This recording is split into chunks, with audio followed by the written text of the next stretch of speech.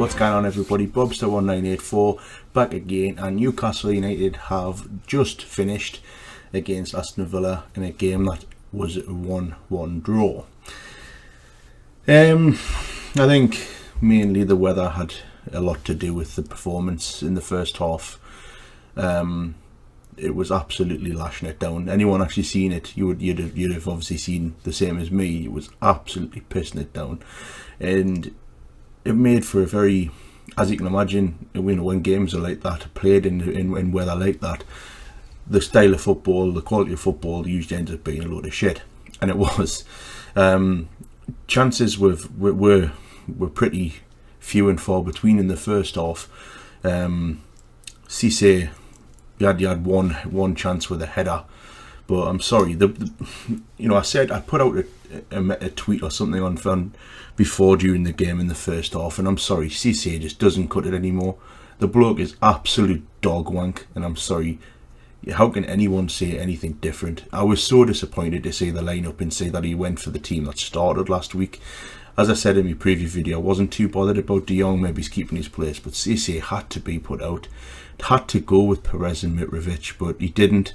You know, that showed a sign of knee bollocks for me with McLaren. And like I said, I didn't want to be coming across as a basher of McLaren or anything, but that showed knee bollocks and a lack of desire in terms of, go on, just gan for the fucking jugular. You're playing the worst team in the league, and they didn't. And it showed. The performance in the first half was very laboured, very slow. But like I say, the weather probably had a lot to do with that, and I can't really fault too much of the performance in the first half, other than, like I say, the pace of the game was very slow. It wasn't what Newcastle did in the second half against Spurs last week. As I say, a couple of chances. Cisse had one header, which, to be fair, my grandma could have probably caught because it was a load of shit. And then he went off, thankfully. I've been a staunch fan of Cisse for years, but the bloke just doesn't show anything. Half the time he can't be arsed. It looks like he can't be arsed to fucking run half the time. Just get rid in January. Go for somebody else, as far as I'm concerned, or keep him on the bench and play Mitrovic and Perez every week. You know, he offers fuck all. I mean, what do you think? Do you agree? Because as far as I'm concerned, the guy is a spent force in terms of a Premier League striker. Anyway, he brings Mitrovic on after about half an hour, and Mitrovic has a chance from a free kick that gets glided in, and it's just like a back header kind of thing, but it's a header, and it tests the keeper, and it's something straight away that you don't get with putting fucking Cisse up front. Then Newcastle went 1-0 up through a goal from Coloccini, which was a corner that basically evaded everybody in the Villa defence. And, you know, with the conditions, I don't think he got all of the contact on the ball, but he got enough for it to go in. Newcastle go into the break at 1-0 up. And I'm thinking, obviously there was people on Twitter going on as if the game was going to get called off. Can't really say that happening in the Premier League nowadays, but anyway, Villa come out and they're a completely different side. It was like watching the Spurs game. Newcastle last week come out second half and were brilliant second half. Aston Villa were fantastic second half. Newcastle really lethargic, slow. Looked like they were happy to hang on for a 1-0 win. Chances were not happening for Newcastle, but Villa were getting they were getting closer and closer. When Gadest came on, he bullied them. He won every ball in the air, and then Jordan Ayew scores an absolute perler. Ball gets to him. You think he's going to head it back across, but he doesn't. He controls it, makes a yard for himself, and lashes it in the top corner. And you just think there's only one team going to go ahead and win the game, and that was Aston Villa. The way they were playing, they were fantastic. But the only chance of note I can really remember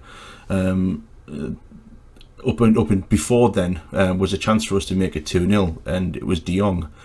We had a header, and all you had to do was get it on target, and he hits it wide. And you're just thinking to yourself, I really hope that doesn't fuck us up, and in the end it has.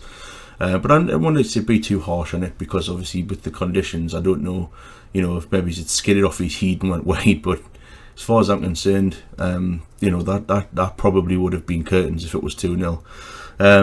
Obviously after that Villa scored, and then Newcastle kind of got themselves back into the game after 75, and for the last 15 minutes we had a lot more of the ball, few chances.